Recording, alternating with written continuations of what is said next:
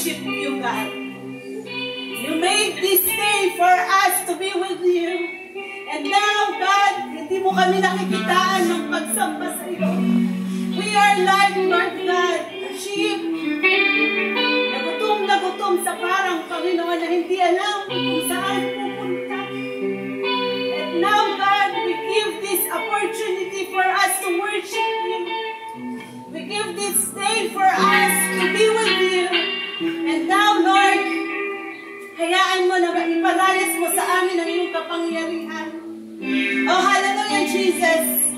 Hayaan mo, mga kapatid, na sa oras na ito na ipakita mo yung totoong pagsamba na galing sa puso mo. Huwag kang mahiya because in the 7 days of this week, iningatan ka ng Panginoon. For this week, nilagay ka ng Panginoon sa magandang kakalagayan mo. Despite sa mga problema na dumating sa buhay mo, and yet, in this time, in this moment, wala kang pinapakita sa Panginoon na tunay na pagsamba sa Kanya. This is the day that God made for us to worship Him. This is the day that God made us to give Him the importance that He wants na marinig niya sa ating mga buhay. Come on! Come on, let's worship God. Come on, let's give praises to the Lord who made us. Come on. We will bless your name, Jesus. Oh, Father, we love you so much, Lord. Salamat sa assurance, Lord God, ng pagmamahal mo sa amin. Despite, Lord, na hindi ka namin, oh, hallelujah, na minsan, Panginoon, binibigyan ng oras to praise you, God. Sometimes, Lord God, we are under sin, Lord God. Sometimes, ini-ignore mo namin, Lord, ang panawagan mo po sa amin, Lord. Despite all things, Lord God, pinapakita mo pa rin na kami ay mahal na mahal na mahal. Salamat, Panginoon. Salamat sa pagmamahal na patuloy mo pong ginagawad sa amin pong lahat. Salamat, Panginoon, dahil ikaw ang unang umibig sa amin. Despite that we are under sin, you give Jesus Christ for us. Lord God, para kami po ay tubusin sa kasalanan ng aming mga buhay at magkaroon kami ng buhay na walang hanggan. Salamat sa pagpapahalaga mo po sa bawat isa sa amin. Salamat, Panginoon, sa mga bagay na aming pong naranasan. That, Lord God, in the back of our problem, nariyan ka lagi, Lord, to hug us, to encourage us, na magpatuloy kami sa buhay paglilingkod.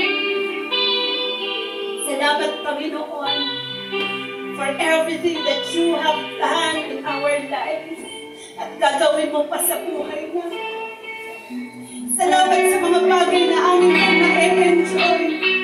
Salamat sa mga pamilya na amin pong, Lord God, nasisilayan.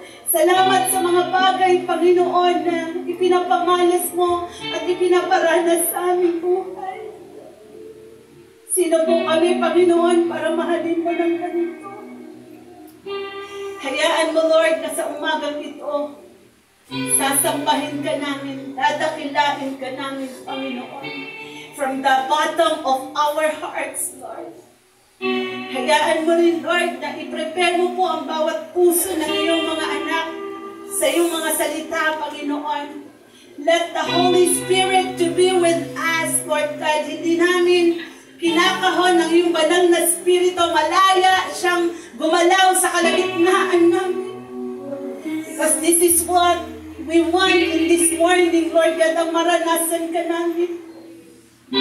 Lord, ang maranasan, ang pagmamahal mo po sa amin, despite sa mga problema, sa mga challenges, Lord, na dumating sa buhay natin. Hayaan mo na sa oras na ito, Lord God, ay iparanas mo ang kamanghamang-hamong presensya sa bawat isa sa amin. Why we go here every Sunday, Lord God, it's because we expect for you, Panginoon, nag-expect kami sa iyo. Why we, Lord God,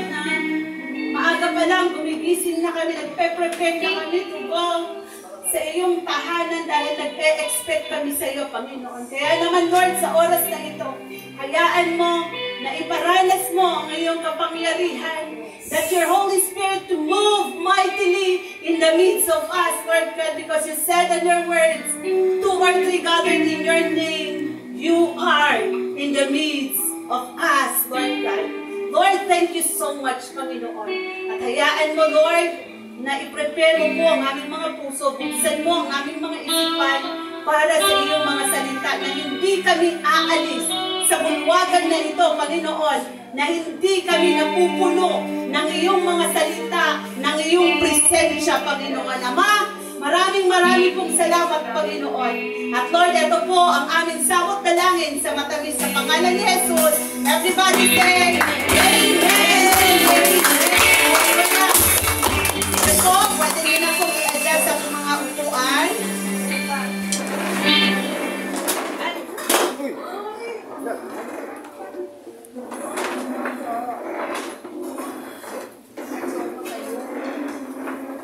Amen. So, sige po, isa pong malakas na palakpak sa Panginoon. Hallelujah!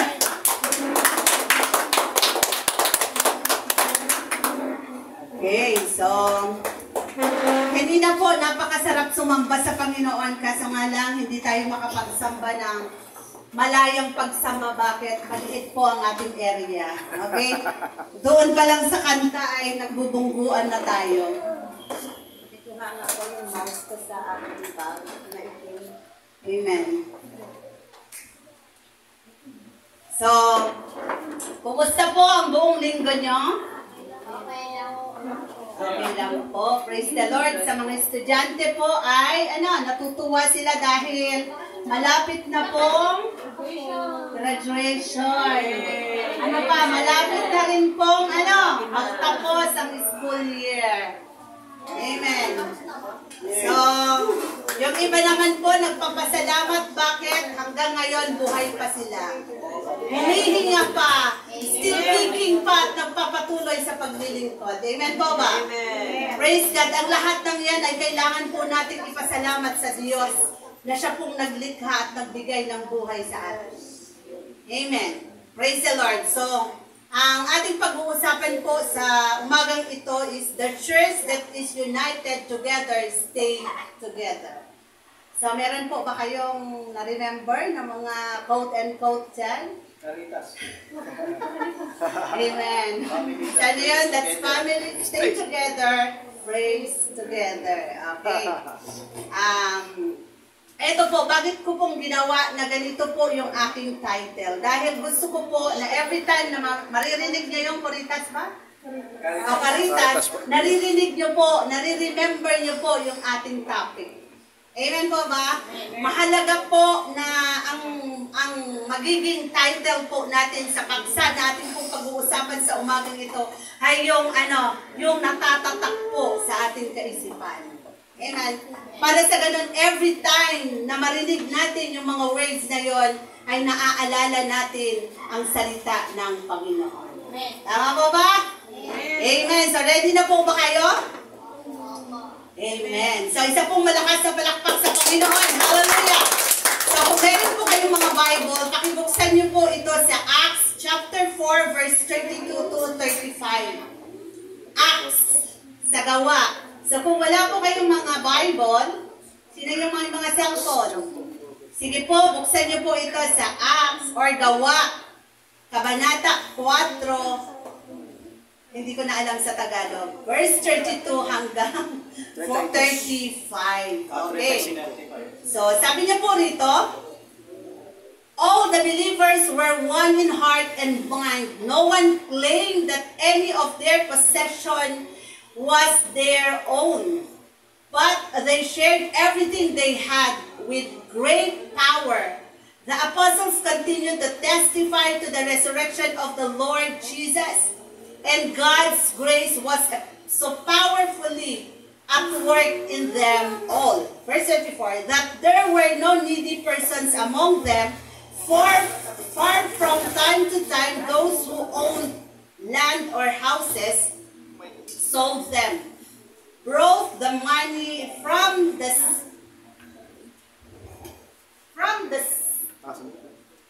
sales and put it at the apostles' feet, and it was distributed to any who had need. Okay. So, ang Acts po ay, ang author po neto ay walang iba kundi si Paul. Tama.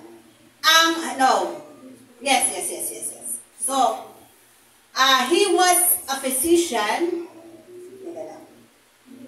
Tumatalan yung aking... Okay. Ang author po dito ay walang iba kundi si Luke. Okay, sino po si Luke? Luke is the great physician. Sino ba yung nakakaalala kay Luke? Wala. Every time na ako po ay nagsasalita sa harap, ay pinapakilala ko po sa inyo ang isang author. Bakit? Para alam niyo po yung background ng bawat mga author sa Bible. Mahalaga po ito. So, kung meron kayong mga notebook at mga ballpen, pwede niyo po itong isulat. Dahil si Luke po ay isa pong physician. Siya po yung kasama ni Paul sa kanyang mga lakad para sa ganon pag si Paul po ay nakagat ng mga hayop, yung mga nasa mga ilang na mga hayop, meron po siyang nag-aampat sa mga sugat niya. At walang iba kundi si Luke ito.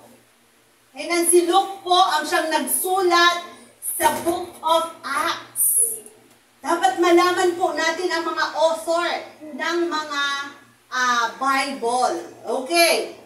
So, ang konteksto dito sa Acts, sabi niya rito, after Peter's first sermon, new believers from all over the Roman Empire stayed in Jerusalem to learn from the apostles, those who had been to donated what they had so that no one had need. So, dito po, sa verse na ating kong binasa, kung ma-observe nyo po, ay nakita po ni Peter at ni John yung effect ng kanilang ginagawa. Ano po yung ginagawa nila? They spread the word of God to many people. Pumupunta po sila sa ilang at nag-share po ng salita ng Panginoon. By microphone po ba yan? By spread the social media? Or sila po ba ay nakasakay, pastora, sa four wheels at nagsasalita? No. Ano pong ginagawa nila? Ano pong ginagamit nila para dalhin ang salita ng Diyos sa bawat tao, sa bawat baryo, sa bawat mga lugar na kanila pong pinupuntahan?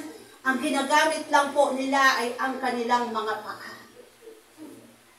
They walk places after places to share the word of God para maraming tao ang makakakilala sa ating Panginoong Jesus. Amen. Now, ano po ang ginagamit natin ngayon? Marami na pong kapamaraanan. Social media, sa TV, saan ba? Sa flyers. Amen. Minsan, kumukuha po tayo ng four wheels, tapos tayo po ay nag-a-announce or nag-share ng word of God. Marami na pong kapamaraanan, pero sino po rito ang nag-share ng word of God? Wala. Anong means meron kayo? Meron kayong mga cellphone.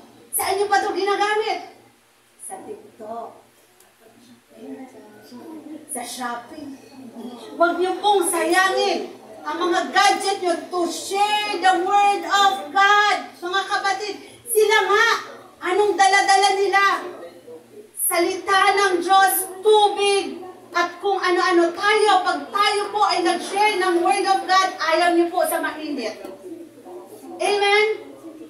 Pag kayo ay nag-share ng word of God sa tao, pumunta pa kayo ng mall. Bakit? Mainit kasi Sila po ang mga disciple po nung unang araw.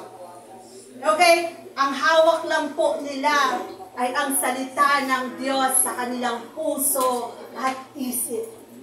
Ngayon, ayaw mo mag-share ng Word of God pag ang cellphone mo ay pipitsugin. Ngayon, ayaw mo mag-share ng Word of God kung ang cellphone mo, ang gadget mo, hindi iPhone. Amen?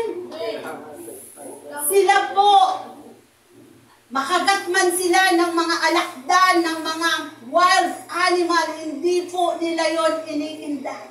Bakit? Dahil gusto nilang ma-share sa bawat tao na merong salvation sa ating Panginoon. Ngayon, anong nangyayari? Busy kasi ako. Amen? Anong ginagawa mo si Sir? Punta tayo doon, mag-share tayo ng Word of God. Pasensya na po kasi ang dami kong labahin. Pero ang ginagamit mo naman ay automatic. Ang daming means ngayon at mas makamodernong pamamaraan ngayon, hindi kaya noon. Marami pong gustong makinig ng salita ng Diyos, gustong mapalaya sa kanilang mga problema, pero sino po ang gagamitin ng Panginoon? Amen? I hope na this message po ay mangusap ang banal na Espiritu po sa atin. Amen po ba? Sabi niya rito, why there is a church? Why does the church exist? Bakit my church? Pastora, bakit my church? Nakakapagod naman every Sunday, ang init-init sa daan. Bakit my Sunday, my church pa? Sabi po sa Acts 2:42, they devoted themselves to the apostles' teaching and to fellowship, to the breaking of the bread, and to prayer. Ito po ang existence ng church. Merong fellowship. May nagpapalakasan sa bawat isa po sa atin. May nagtutulak ng puwet. Kaya mo yan. Sige, pumunta ka sa harapan. Meron pong nag-i-encourage. Yan po ang kahalagahan ng iglesia. By the way, ang church na pinapatungkulan at sinasabi ng Panginoon sa book of John or sa New Testament ay ang ating mga sarili. This is the church. This is the spiritual church. But ang sinasabi ko ngayon ay literal na church. This one is a church kung saan nagtatagpo ang mga anak ng Diyos na magpupuri sa Kanya. This is a church, literal church. Ano ang ginagawa natin sa iglesia? Sabi niya rito, inilaan nila ang kanilang mga sarili upang matuto sa turo ng mga apostol. Magsama-sama bilang magkakapatid. Magsalo-salo sa pagkain ng tinapay at manalangin. So according to this verse, the purpose of the church should be teaching biblical doctrine. Amen. Dahil nga sa mga kapatid natin na sobrang busy. Okay? Spoon feeding na lamang po ang gagawin natin. Ano pong ginagawa nila? Ang church daw po dito nagaganap ang pagtuturo patungkol sa biblical doctrine. Ito yung ginagawa natin. This is a biblical doctrine. Bakit? Dahil ang iba po sa atin ay ayaw nilang magbasa ng Bible or wala silang oras. Or hindi talaga nila kayang magbasa ng Bible. Ayaw talaga nila. Ganyan. So, dito nagaganap ang pagtuturo po ng salita ng Diyos. Ano pa? Providing a place for fellowship for the believers.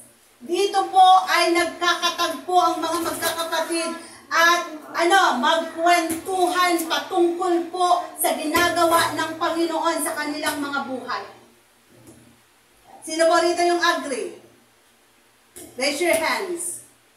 Sino po yung sumasang-ayon na ginagamit ang church na ito to fellowship others believers? Amen. Palakpak mo yan sa Panginoon. Hindi ginagamit ang church para pagchismisan ang tao. Amen.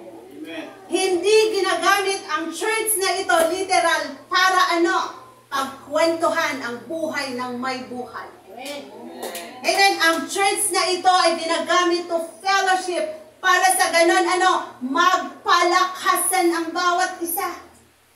Amen po ba? Hindi ginagamit ang church para para pagtaguan sa mga utang na naniningil sa kanilang tahanan. Amen. Praise the Lord. Palakpakan natin ang Diyos sa buhay. Hallelujah. Ano pa? Hindi ginagamit ang church para exemption ng mga kabataan na hindi utusan ng mga magulang. Amen. Hindi exemption ang mga church para sa ganon, tataguan mo si nanay kasi nagagalit ka sa kanya. Ang church ay ginagamit to fellowship each believer. Para sa ganon, magpalakasan ang bawat isa. Ano pa?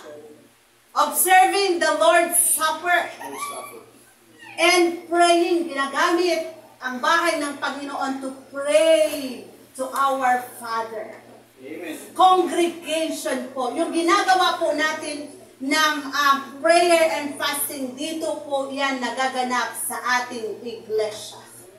Amen. Hindi po ginagamit ang iglesia para, para tulugan. Amen. Tulog na po ba yung iba? Amen. Hallelujah. Praise the Lord. Okay. So that we can be grounded in our faith, para tayo ay maging grounded sa salita ng Panginoon, dahil walang sino mang may gusto sa lansangan na nagsasalita sa maraming tao.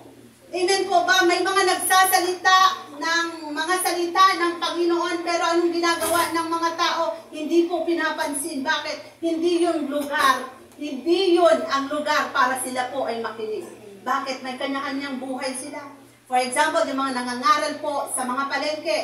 Hindi po ako against sa mga nangangaral sa palengke. Amen po ba? That is a very good sign po yan ng evangelism. One po ng kapamaraanan noon ay pag-evangelism. Pero kung makikita nyo, yung mga tao doon, nagraras po sila. Amen po ba? Nagraras silang mamili, nagraras sila ng kung ano-anong mga ginagawa. So, nawawala yung salita ng Diyos. Sometimes, marami rin pong nahihipo. Ano po yung mostly nahihipo doon? Yung mga tindera. Tama ba? Bakit? Kasi nakaupo sila doon. Pero yung mga taong namimili, may kanya-kanya pong itinerary. But, hindi po yun masama. Again, maganda po yun when it comes po sa pag-evangelism. Amen po ba? Nililinaw po yun. Okay.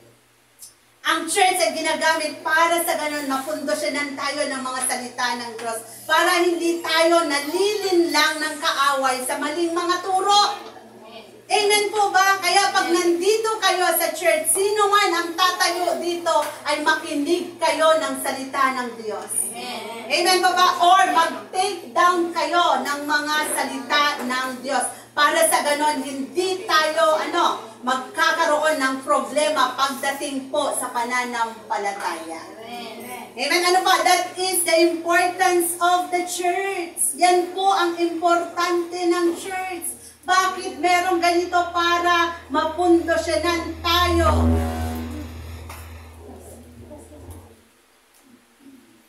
Praise the Lord. Para mapundosyonan tayo ng salita ng Panginoon. So we will have no foundation, no motivation, no direction, and no unity kung wala pong ganitong pagtitipon sa iglesia. Amen. Kaya magpasalamat kayo sa Panginoon, magpasalamat kayo sa buhay ng mga disipulo dahil nagkaroon ng ganitong pagtitipon. So, sabi niya dito sa Acts 4:1-2, Peter and John continue to teaching the people, proclaiming that Jesus is the resurrection forth of the dead. Sabi niya, the early church knew why they existed, and they were unified about the purpose. So dito, sila po ang nag-umpisa kung bakit my church. Tama po ba? They are the one na iniipon po ang mga tao. Ano po ang ginagawa nila para manalangin sa Panginoon? At bago sila nagkaroon ng pagkakaisa, sabi niya nagkaroon ng pag-uusap. Okay, ang bawat isa. Kung babalikan po natin ang Acts 4, okay, kung babalikan natin ang Acts 4, nangangaral po sila ng salita ng Diyos. Amen. Nung nangangaral sila ng salita ng Diyos, ang mga high priest, okay, ay pinersecute sila. Anong sinabi sa kanila? Nang dahil sa kanilang pag-share ng Word of God, marami pong mga believers. Amen, maraming naniwala sa kanila. At etong mga Jewish people ay nag-worry. Bakit? Kasi nawawala na yung mga tao. Wala na yung mga ibang tao. Nagpupunta na sila kay John and kay Peter. At sabi ng mga Jewish priests, kailangan maikat yung kanilang ginagawa. Anong ginawa nila? Pinersecute si John at si Peter. Pinersecute sila. At doon po sa persecution na yon, nagawa po ng mga Pariseo na ikulong sila. Pero nagpatinag ba sila? Nung kinulong sila, hindi na ba sila nangaral ng salita ng Diyos? Still, nangangaral pa rin sila ng salita ng Diyos. Saan? Doon sa mga prisoner sa loob. Pero ano po ang ginawa ng Panginoon? Ano po ang ginawa ng Banal na Espiritu? Ano po ang ginawa ng Diyos Ama? Sila po ay pinalaya. Ano yon? Sa pagkakakandado ng mga selda, tinanggal po ng anghel ang pagkakandado ng seldang yun at sila po ay nakalaya. At bumalik po sila ulit sa pangangaral. Pag tayo po ay may mga persecution, problema, ano po? Makikita pa ba tayo sa church? Sometimes hindi na. Sometimes yung iba ay may stop na. Bakit? Dahil ang dami kong problema. Hindi ko alam kung may Diyos, hindi ko alam kung anong nangyayari na. Stop it. Pero si John at si Peter, anong ginawa nila? Mas lalo silang nag-init sa paghahayag ng salita ng Diyos. Amen po ba? Sabi niya rito sa 31, after they prayed, the place where they were meeting was shaken, and they were all filled with the Holy Spirit and spoke the word of God boldly. Nung sila po ay bumalik, inanyayahan ulit nila yung mga tao. Okay, at sila po ay nag-pray sa isang place. At nakita natin doon ang move ng Holy Spirit. Sabi niya doon, it will shaken. It will shook. Amen. Pag sinabing shook, shaken, doon po nagpapatunay na andun ang ating Panginoon.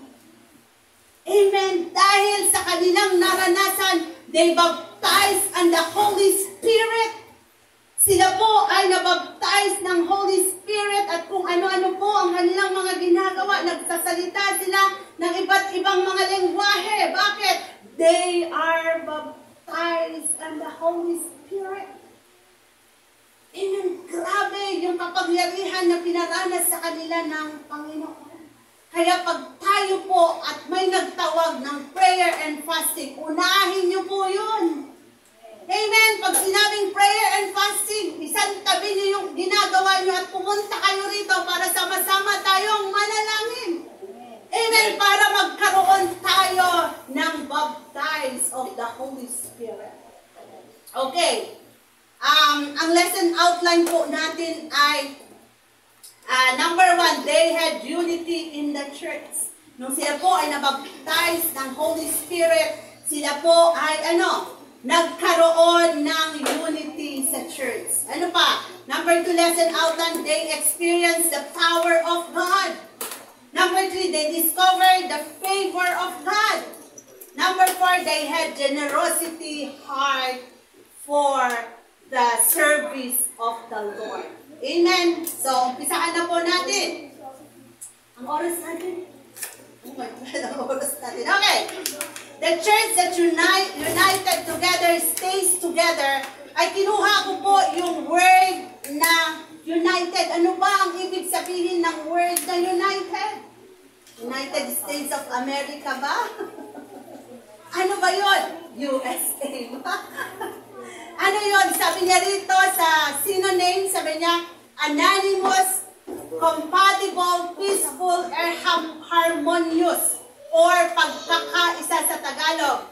At kinuha ko naman yung together. Sabi niya po rito, with, together po sa synonyms, okay, with each other, in conjunction, jointly, in cooperation, in partnership, as one, or pagkakaisa sa Tagalog. Okay. Question. How can you find a church with unity? Thank you. How can you find a church with unity? Paano po natin makikita na ang church ay may pagkakaisa? Paano? Tatanungin ko nga kayo, paano mo masasabi na ang church ay may pagkakaisa? Pag ang mga member ba ay nag-aaway-away? Pag sinabi ni Pastora na may prayer, walang dadalo? Yan ba ang nakakakitaan ng unity? Amen. So hindi. Sabi niya po rito, ay dapat meron pong one in heart and mind. Okay, sabi niya po sa 22, all the believers were one in heart and mind. No one claimed that any of their possession was their own, but they shared everything that they had. So, ang pagkakaisa po ay nakikita saan? Sa one mind and one heart. Dahil kung hindi ka po sumasang-ayon sa sinasabi ng mga leader, ikaw ba ay nakikipag-isa? Hindi. Tama po ba? So, ito po ang pag-aaralan natin sa oras na ito ay sana makapulutan natin ng aral. Amen po ba? Sige, palakpakan natin ang Diyos. Sabi niya po ito, all the believers shared had unanimous decision. Not just the apostle, not just the leader, all the believers was united. Kung mapapansin niyo po, ang pangangaral po nila Paul at ni John at ni Peter ay marami po silang nayakag or marami po silang na-persuade na mga tao dahil nakikitaan nila yung dalawang ito na may unity. Tama po ba? May unity sila sa pangangaral ng salita ng Diyos. At kaya nung sila po ay nagpatawag ng panalangin, marami po ang pumunta. Bakit? Nakikita nila rito sa dalawang lingkod ng Diyos na merong pagkakaisa. Sa atin po ba may pagkakaisa po ba? Sa atin po ba na ipapakita natin ang one mind and one heart? Bakit kayo nagtatawanan? Palakpakan natin ang Diyos na buhay. Hallelujah! Sabi niya po dito, lahat ng mananampalataya ay nakikibahagi sa pagkakaisa. Okay? Hindi lang apostol, o hindi lang mga leader, hindi lang pastor, hindi lang kung sinong tao sa loob ng iglesia, pero bawat member of the church dapat makipag-isa. Amen? Para tayo ay makitaan ng pagkakaisa in one mind and one heart. Okay? Hindi ka lamang puro komento. Pagdating sa gawain ng Panginoon, nawawala ka kaagad. Amen po ba? Aray, Pastora naman, grabe ka naman. Ito po ay pagtuturo sa ating lahat. Walang exemption dito, pati ako. Amen po ba? Palakpakan natin ang Diyos na buhay. Hallelujah! Ang pagiging isa sa puso at isipan ay nagkakaisa sa bawat himay-may ng kanilang pagkatao. Di ba sabi nila, ang sakit ng kalingkingan ay sakit ng buong katawan. Dapat ganun tayo. Ang laban ng isa, laban natin lahat. Pag sabi ni Nainay, Pastora, meron po akong matinding problema ngayon. Ano yun, Nay? Kasi ganito, ganyan. Magde-deliberate ako ng fasting para kay Nainay. Ganun dapat. Amen. Ganun dapat. One heart and one mind.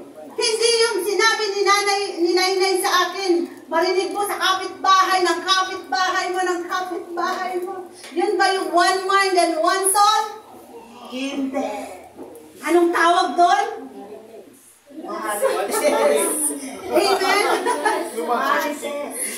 Okay. So, ano dapat? Pag sinabing kailangan natin ipag-pray si ganito, pumunta kayo rito, ipag-pray natin, pumunta po kayo rito. Bakit? Dahil pag kayo ang may problema, ganun din ang gagawin nyo.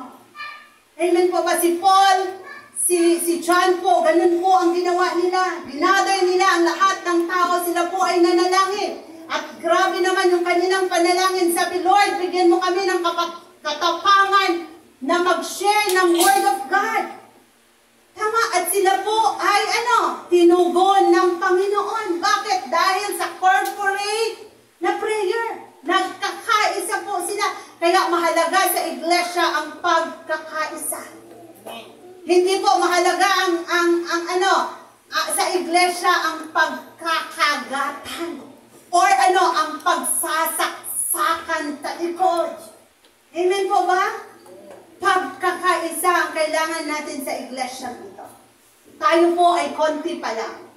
Paano kung tayo ay pagpapalain ng Lord ng maraming mga members? Ano na kaya ang attitude na meron tayo? Dapat panatilihin pa rin natin ang pagkakaisa at pagkakaunawaan, pagmamahalan at pagsusuportahan. Amen po ba? Parang wala na pong amen. Palakpak mo yan sa Panginoong Diyos. Hallelujah! Ano ba?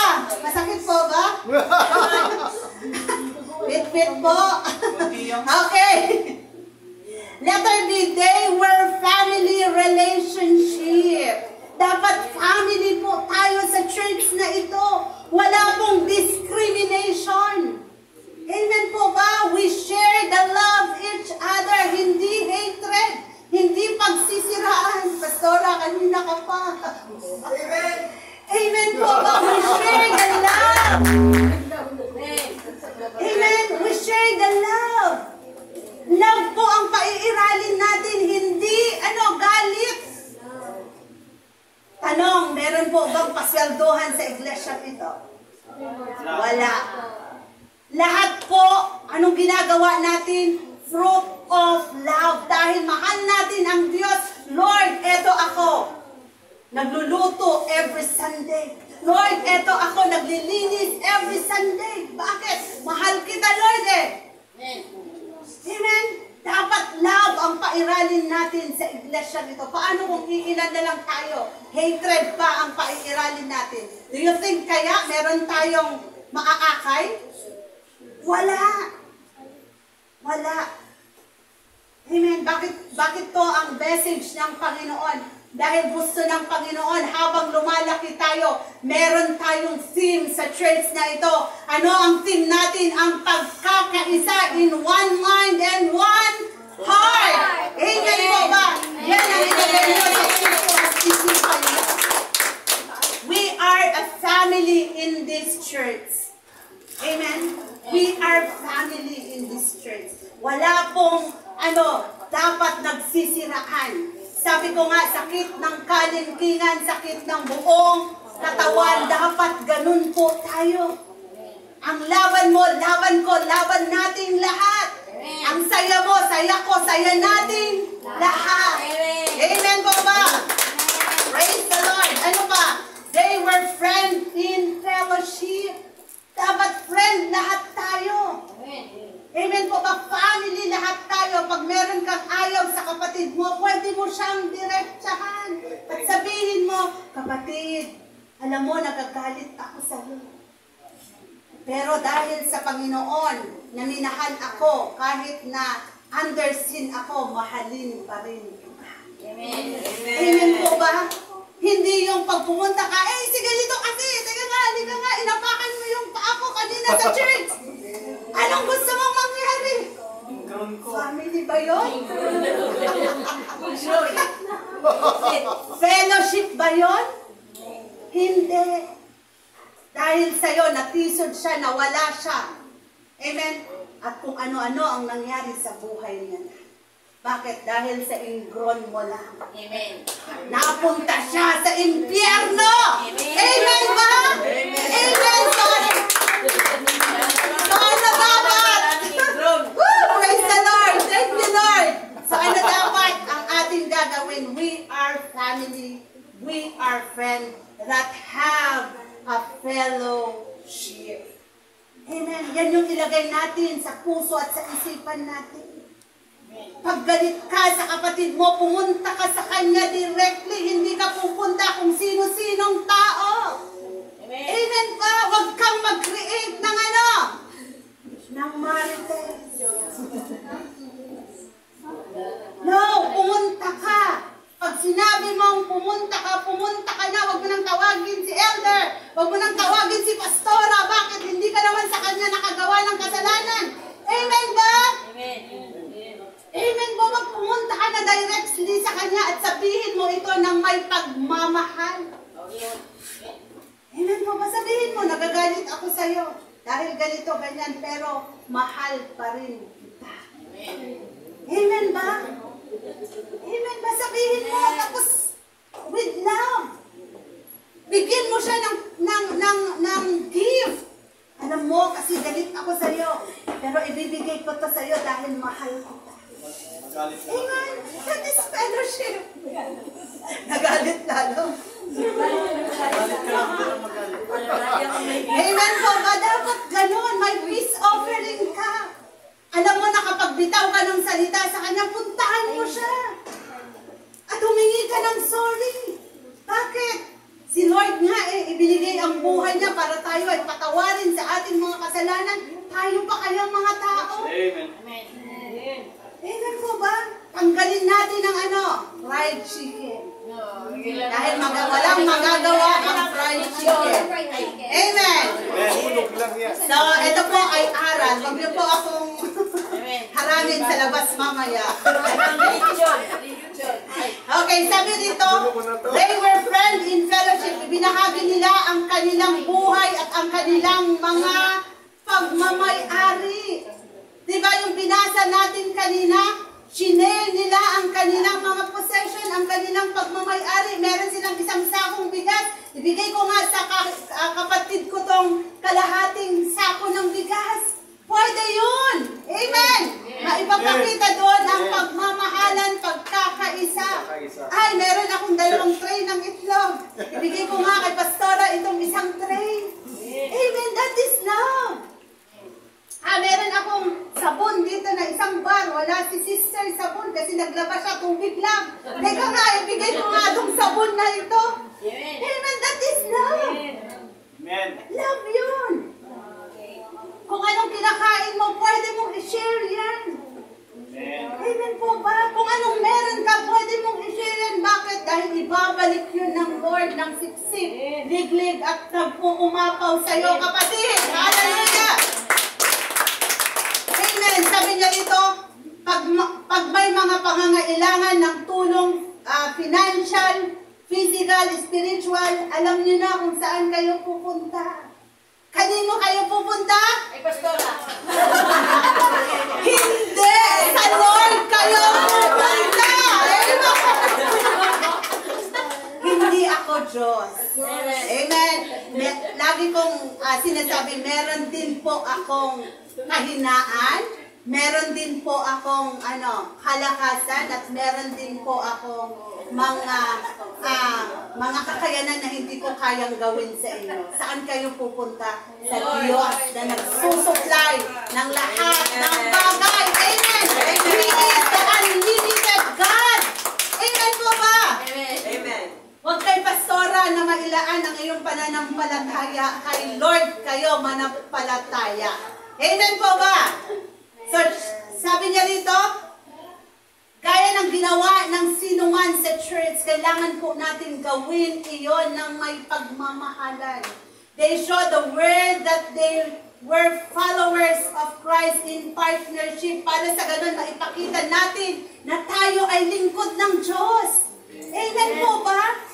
Tayo ay lingkod ng Diyos. Kaya pag ikaw ay Kristiyano or disciple of Christ, lagi mong isipin na nakadamit sa iyo ang dignidad ng Panginoon. Amen po ba? Nagkakaisa kayo ng Panginoon nung tinanggap mo siya bilang Diyos at tagapagligtas. Anong tawag sa iyo? Disciple of Christ. Disciple of Christ ka. Pag sinabi sa iyo, ay, saan ka pupunta? Pupunta ako sa church namin. Bakit? Anong religion mo? Ako po ay Christian. Wow! Talagang taas noo, kahit kanino. Amen? Pero pag ang karakter mo ang naipakita mo, disciple ka ba ni Jesus? Or disciple ka ng kabilang parte? Amen? O disciple ka ni Taning? Tama po ba? Dala-dala natin ang dignidad ng Panginoon. Saan man tayo pupunta, dala-dala natin ang dignidad ng Panginoon sa ating mga buhay. Kaya minsan, wag po tayong magalit pag sinasabi ng ibang tao, ng ibang tagalabas, hayan, praise the Lord, ang praise the Lord, tapos yung kanyang ugali ay ganito. Tama, sino po ang nadedeminis? Ikaw ba? No, ang Lord na pinaglilingkuran mo. Ay, naku, yung mga born again na yan, akala mo kung sino. May naalala ako. Akala mo kung sino. Di ba? Eh, ganito pala yung pastora nila. Amen. Sino pong nadedemenis? Hindi tayo. Kundi ang ating Panginoon na pinaglilingkuran. Amen. Kaya aware kayo. Pag kayo po ay born again Christian, dala-dala nyo na po ang ating Panginoon, ang karakter ng ating Panginoon. Dapat ang karakter natin ay karakter ng ating Diyos na buhay. Amen. Walang iba kundi si Jesus Christ. Amen. Sabi ng mga estudyante, anak ka pa man din ng nanay mo, ang ugali mo ay ganito. Transparency. Amen po ba? Kahit hindi mo makitaan yung anak mo ng attitude, pag yan gumalaw, ay anak pala ni Joy to. Tama, bakit nata-transfer ang attitude mo sa anak mo? Amen. Kaya nga minsan kahit wala na yung tatay, siguro ganyan yung tatay neto, siguro ganyan yung nanay neto, kasi ganyan siya. Tayo. Amen. Tayo. Na mga anak ng Diyos, ano kaya yung karakter na ating pong lalakaran sa buhay na ito? Kaya take note. Amen. Ang ating mga karakter dahil anak po tayo ng ating Panginoong, ng ating Diyos Ama. Sabi niya dito, when guests feel the unity inside the church with love, He will never be absent from the service. Kung maipakita na daw natin ang pagmamahal sa bawat isa sa atin, kung maipakita natin sa ating kapwa, or maging sa mga bago, ang caring, ang tawag dito, ang love, yan ba ay aalis sa church? Hindi. Hindi yan aalis sa church, hindi yan magpapaliban sa service. Bakit? Naramdaman niya yung fellowship, naramdaman niya yung family na sinasabi ng Diyos. Pero paano? Kung first time pa lang, natisod na sila sa atin. Ano kaya ang love na ating ipapakita sa kanila? Amen. Nakakalungkot isipin na maraming church, hindi po dito sa church natin. Amen. Lahat tayo nagmamahalan. Lahat tayo nagkakaisa. Hallelujah. Praise the Lord. Ako po, lumabas na po ako sa Lord of the Nation Church before. Actually, ako po ay naglingkod about hanggang ngayon siguro nasa 15 years. Pero nagawa ko rin pong lumayo sa church na ito. Bakit? Dahil may nakita po ako sa church ng Lord of the Nation nung panahon po nang ako po ay 30 years old or 31 something. Ay ako po ay naglilingkod na sa lugar ng Pasig po. Meron po akong small group doon at may pastor po na humahawak po sa amin doon. At nakakalungkot lamang po nung ang pastor na ito ay nakagawa po ng kasalanan. Lahat tayo nakakagawa ng kasalanan namin. No one is perfect. Meron at meron po tayong mga kahinaan. Pero hindi yan tinitingnan ng Panginoon dahil ang ginagawa ng Panginoon, binibigyan niya tayo ng second chance, third chance, many chance para ayusin ang buhay natin. Amen. Pero taliwas po doon sa aking mga narinig. Mga lingkod ng Diyos, mga leader, pag sila po ay nagsisiraan, grabe po, grabe yung devastation na naramdaman ko, yung panghihinayang na nararamdaman ko, bakit tinitingala ko tong leader na ito. Pero nung nagsalita siya against pastor, para akong nanliliit. At sinabi ko sa aking sarili, mga lingkod ba ito ng Panginoon, Lord? Lord, mga lingkod ko ba ito? At from there on, hindi na po ako nag-choose. Naghanap ako ng ibang mga churches. Naghanap ako ng ibang mga denomination ng church. Pero lagi ko pong nakikita, meron at meron kang nakikita sa bawat church. Why? No one is perfect sa bawat church na iyong ina-attendan. Dito sa church natin, walang perfect, hindi perfect ang church na ito. Bakit nasabi kong hindi perfect ang church na ito? Dahil inaayos pa rin tayo ng Panginoon until now, hanggang sa kanyang pagbabalik.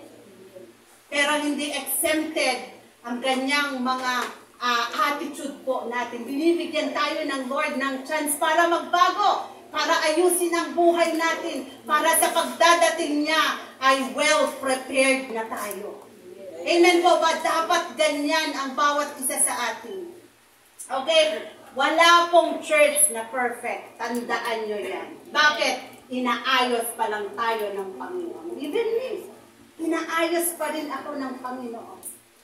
Tama po ba? Dapat kailangan makita sa atin ang unity.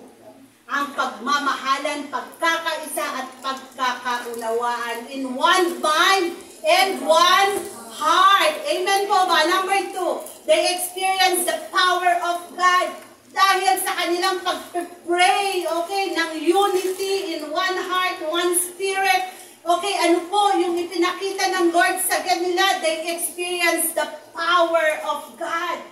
Amen. Sabi niya rito sa verse 33, with a great power, the apostle continued to testify the resurrection of the Lord Jesus, and God's grace was so powerful at work in them all. So, naranasan nila yung grabing kapangyarihan ng Panginoon sa pamamagitan ng pagkakaisa nila in prayer. Amen po ba? Ano pa? Number 3, they discover the favor of God. Sa pamamagitan ng pagkakaisa ng mga lingkod niya, mararanasan ang pabor ng Panginoon. Sabi niya rito, with great power, the apostle continued to testify to the resurrection of the Lord Jesus, and God's grace was so powerfully at work in them all. Amen po ba? Because the early disciples were undivided in purpose. Meron pong purpose. Bakit sila pinaranas ng Panginoon na grabing pabor sa kanilang buhay? Dahil meron silang pagkakaisa, pagmamahalan, pagkakaunawaan. Amen po ba? Dahil sa pagkakaisa, ipinakita ng Diyos ang kanyang pagmamahal sa kanila. Yung sinabi nila na panalangin nila na, Lord, bigyan mo kami ng katapangan na magsalita at mag-share ng Word of God, nangyari. Kaya nga, naabot tayo hanggang sa kapanahunan natin ngayon. Amen ba? Tayo, ano yung desire natin sa Panginoon? Mag-desire ka, kapatid. Huwag ka lamang every Sunday na pumunta rito na nagbubutas ng upuan. Amen. Ipagamit mo yung buhay mo sa Panginoon. Amen po ba? Huwag ka lang pumunta sa church para sumamba, magpuri sa Kanya. Do your part.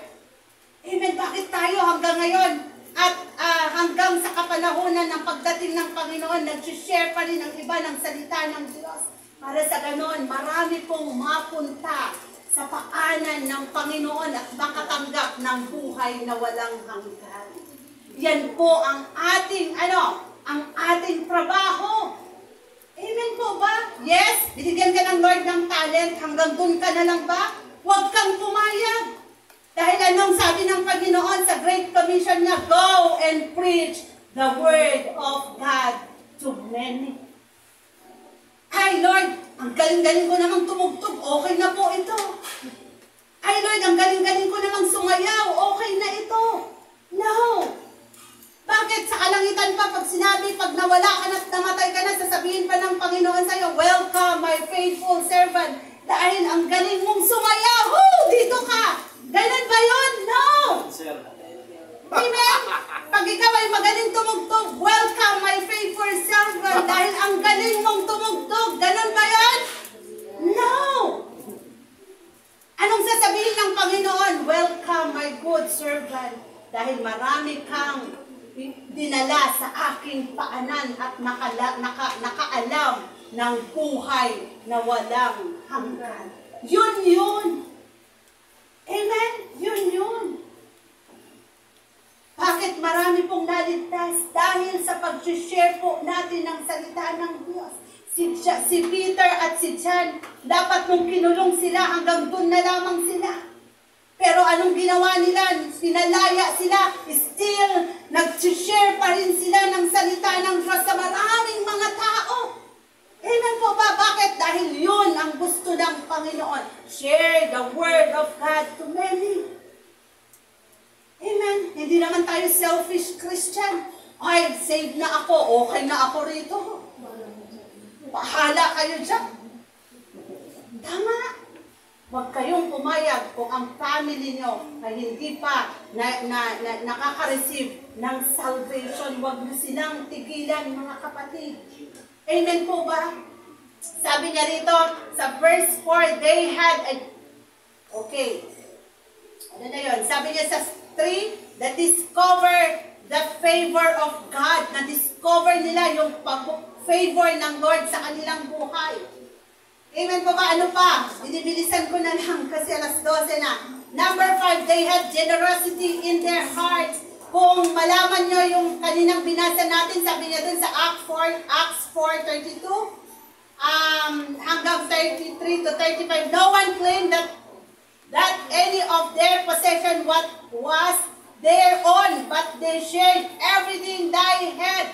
Okay, God and God's grace was so powerfully at work on them all that there were no needy persons among them, for from time to time those who are owned and those who owned land or houses sold them, brought the money from the sales and put it at the apostles' feet. Kung makikita nyo doon, may involvement po na generosity ang bawat lingkod ng Diyos.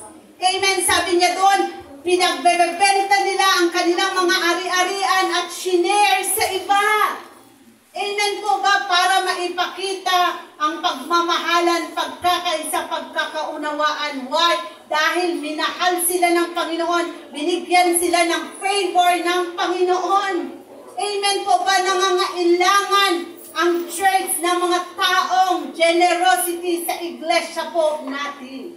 Amen po ba? Sino rito yung nagdi-desire at nananalangin na magkaroon tayo ng temple building na malaki?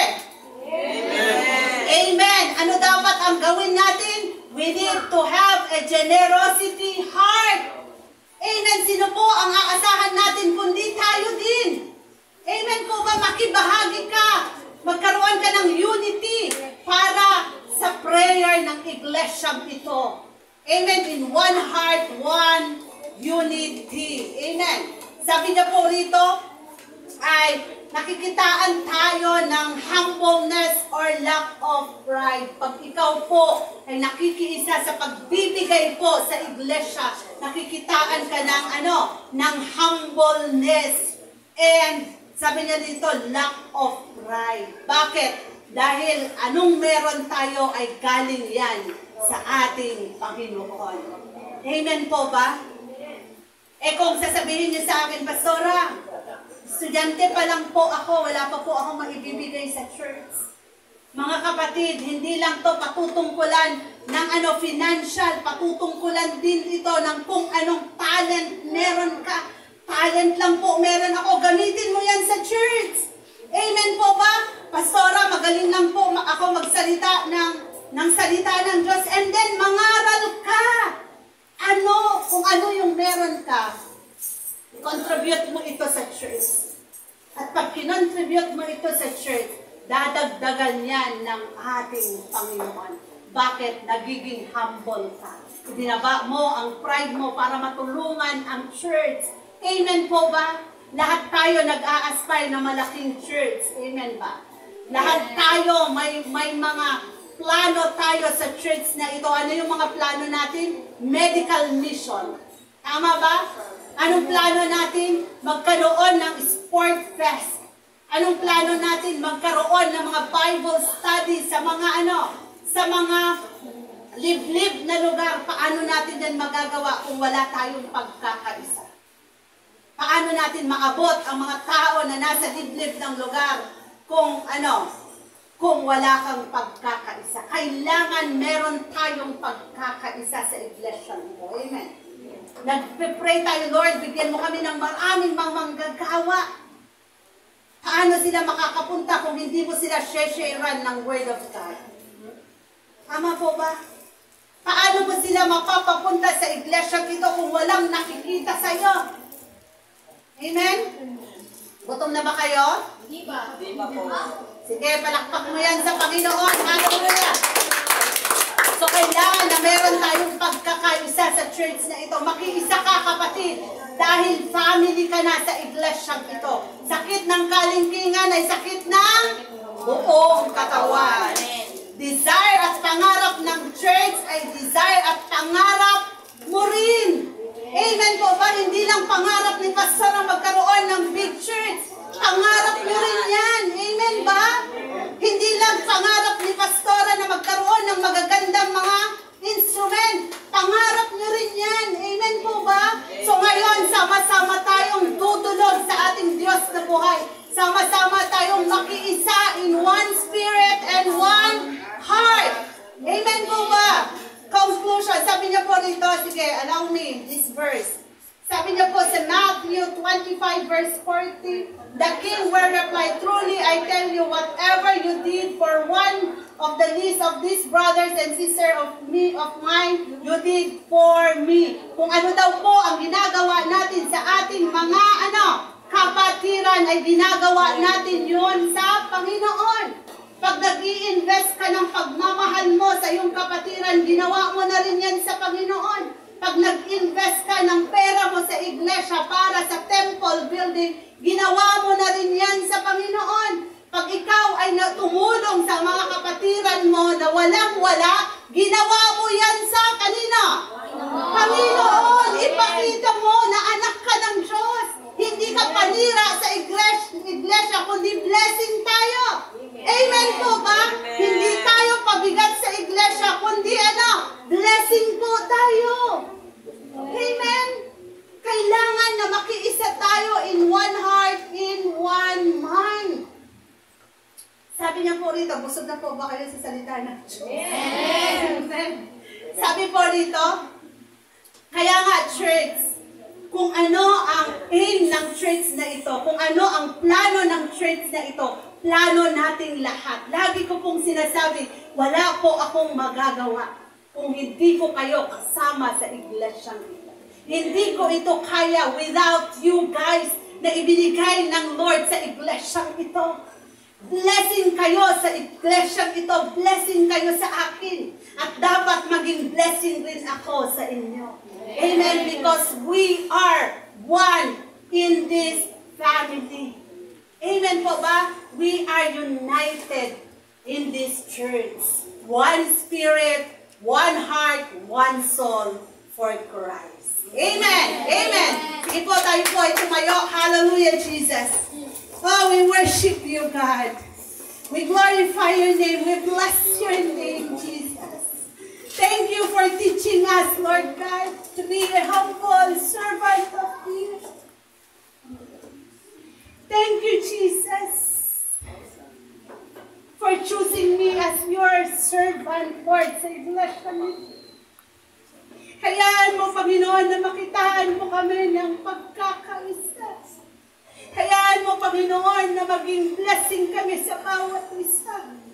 Thank you for teaching us, Lord God, sa umagang ito. Inopen niyo po ang aming mga kaisipan patungkol po sa iglesia na amin po kinabibilangan, Panginoon. Lord, patuloy mo pong ipaalala sa amin ang iyong mga salita. Dahil ikaw ang Diyos ng kaayusan, Panginoon.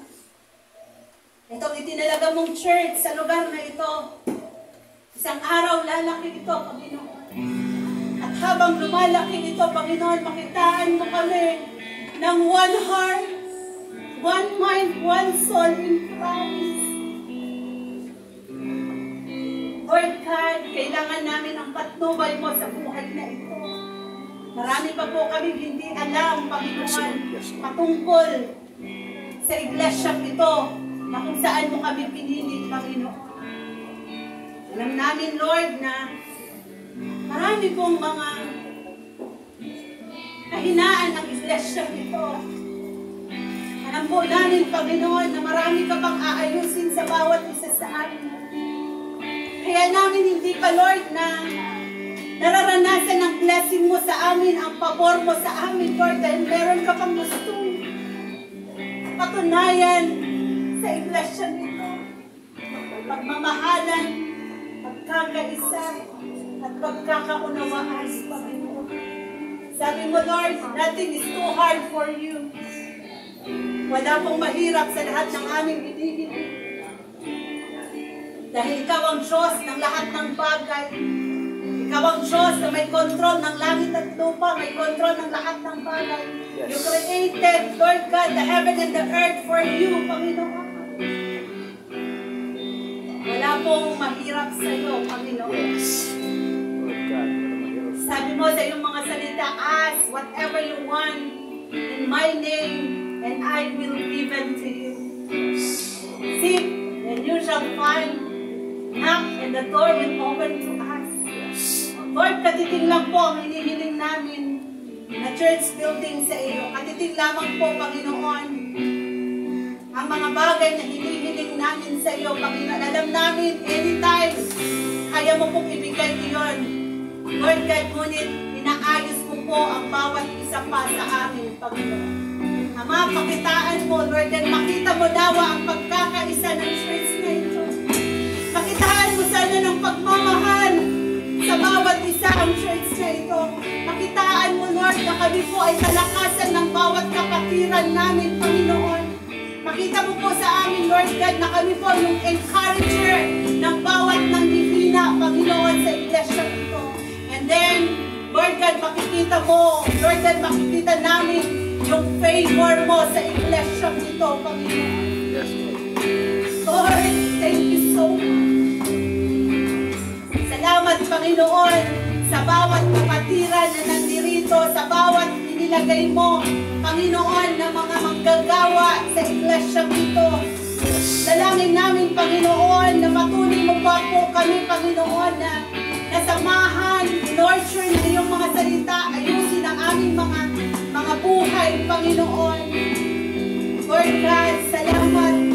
Salamat sa assurance mo, Lord God. Patuloy po kaming nananangan sa iyong kalakasan, nananangan sa iyong kapangyarihan, Panginoon, sa iglesia ito. Wala po kaming itinataas na tao, Panginoon, sa iglesia ito, maliban sa iyo, Panginoon. Ikaw ang aming itinataas, ikaw ang aming sinasamba, ikaw ang sentro ng iglesia ito, Panginoon. Oh, purihin ka, Panginoon, sambahin ka, Panginoon, sa Espiritu at katotohanan, O Diyos. Ang mag-lilidyan, yung mga elders. Kaya please, umatin kayo lahat. Makikiusap ako sa Panginoon ito, hindi sa atin, kundi sa Panginoon. Para tayo ay pagpalain. Ibalik ni Lord sa atin na magpagpapala. Siksik-liklik mag-umapaw. Asahan ba na ni Lord yan? Amen! O sige. Sa Biyernisyon. Prayer and fasting in mami, no? Ang oras ay magsisimula ng alas 8 hanggang alas 5.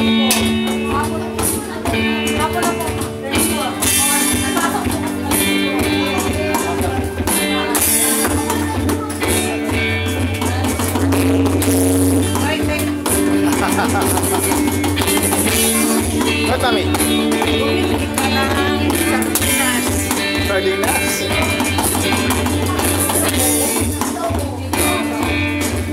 Sige, mami, wait lang.